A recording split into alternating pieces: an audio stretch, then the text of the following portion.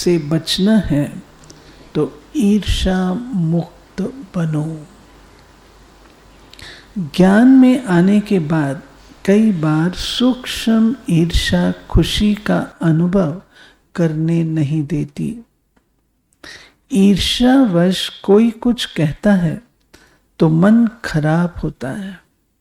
फालतू बातें पैदा करने से उसके ऊपर असर पड़ता है। रामायण सारा ईर्ष्या पर है। मंथरा ने धूतीपना किया, यहाँ की बात वहां। ईर्ष्या की भावना से एक को आगे बढ़ाते, दूसरे को पीछे करते। माँ बच्चे की लड़ाई, सासू बहू की लड़ाई की जड़ है ईर्ष्या। अज्ञान में भी ईर्ष्या तो ज्ञान में भी ईर्ष्या। ईर्ष्या के कारण कोई किसी को चढ़ा हुआ अथवा बढ़ता हुआ देख सहन नहीं कर सकता, न किसी को दुखी देख उसे सहयोग देता। ज्ञान में भी ये सूक्ष्म भावना पैदा होती है, इसको इंचार्ज बनाया, इनको क्यों नहीं, इसकी खातिरी होती, इसकी क्यों नहीं, ये बड़ा क्यों। ये सहन न होने के कारण एक दो के प्रति ईर्ष्या पैदा होती है। अनुमान के आधार पर हम किसी का दिल खराब करते हैं। इस अनुमान की बीमारी की कोई दवा नहीं है। इसको शक होता रहता है ना, अनुमान, मनगढ़ित। तो बाबा कहते हैं इस अनुमान की बीमारी की कोई दवा नहीं। भक्ति के चित्र भी अनुमान से मन गढ़ंत बने हैं। किसी से स्नेह होगा तो मन गढ़ंत बातें सुना सुनाकर उसे ऊंचा चढ़ाएंगे, किसी से स्नेह नहीं तो उसे नीचे गिराएंगे। ईर्ष्या की शक्ति ऐसी है जो सहन न होने के कारण स्नेह, सहयोग, सेवा आदि से वंचित हो जाते हैं। जैसे काम क्रोध की माया है, वैसे ईर्ष्या की भी माया कम नहीं है। जितना जितना ज्ञान की मंजिल पर चढ़ते उतना ये माया वार करती है। इसके वशीभूत होने वाला पद भ्रष्ट हो जाता है। ईर्ष्या का कारण अपनी मस्ती में मस्त नहीं रहते, स्वयं पर फेथ नहीं। अगर मैं अपने दृढ़ विश्वास पर अटल हूं, दृढ़ हूं, तो मेरा कोई कुछ नहीं कर सकता। संस्कारों के टक्कर का कारण है दे अभिमान तथा अनुमान। लौकिक का सहन करना सहज है, अलौकिक का सहन करना कठिन है।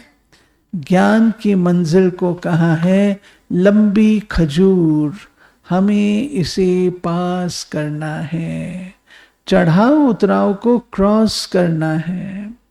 मंजिल पर पहुंचना है तो हमें कोई गिरा नहीं सकता। जब तक इंसान सब बातों का सामना करता मंजिल पर पहुंचता है तो हम क्यों नहीं कर सकते। कोई हिलाता है तो तुम हिल जाते हो, अगर तुम अचल रहो तो वो फीका हो, थक कर हार कर बैठ जाएगा। इसमें चाहिए अपनी अडोलता। साथ साथ स्वयं का चेकिंग मास्टर स्वयं बनो। चेकिंग मास्टर न होने के कारण जिस प्यारी स्थिति के लिए बाबा कहता अव्यक्त स्थिति में रहो, अपनी मस्ती में मस्त रहो, वो नहीं रहती। मस्त स्थिति न होने कारण अगर कोई कुछ कहता है तो व्यर्थ संकल्प चलते हैं, नाराजगी आती है। कई बार मैं सोचती हूँ खुदा मेरा बाबा है, मैं भी अपनी खुदा हूँ। हमें खुदा के समान अपनी स्थिति बनानी ही है। इसके लिए मेरे सामने सदा यही लक्ष्य रहता, हमें संपूर्णता के समीप जाना है। बाबा कहते तुम्हें कर्मातीत होना है। आखिर कब? कर्म भोग तो अंत तक चलेगा। तो मुझे अपने को कर्मातीत बनाने के लिए क्या करना है? ये क्यों नहीं सोचते मैं कर्मातीत के नजदीक हूं।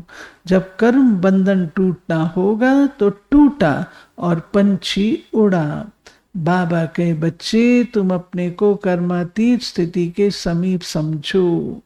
सेवा के पाठ के निमित्त थोड़े समय के लिए यहाँ पाठ बजाना है। इन पुराने संस्कारों में क्या रखा है? इस पुरानी दुनिया में है ही क्या? बस मेरा बाबा और मैं। हमें सदा ऊपर रहना है। हमें बाबा अपने साथ नैनों पर बिठाकर ले जाने वाला है। क्या चाहते हो? क्या इच्छा है? किस बात में ममता है? हमें कुछ नहीं चाहिए। हम अपनी जीरो की स्टेज पर बैठ जाते हैं। मैं क्यों कहूँ कि मेरे में सहन करने की शक्ति नहीं है, मैं कमज़ोर हूँ। मेरी शक्ति का तो गायन है। जब मेरे नाम का गायन है तो मेरे में सहन की शक्ति क्यों नहीं? तो सहनशीलता की देवी देवता बन जाओ। ओम शांति। कितना अच्छा दादी का ओरिजिनल नेचुरल निकला हुआ क्लास होता है। आज सच्चाई पर भी है, वो फिर कल सुनेंगे। सच्चाई पर भगवान कुर्बान जाता है। रोज क्लास के बाद ये थोड़ा सुनना अच्छा लगता है ना। बाबा को दिल में बिठाना है, उसे स्वच्छ रखो, मन में कोई भी व्यर्थ व साधारण बातें ना हों।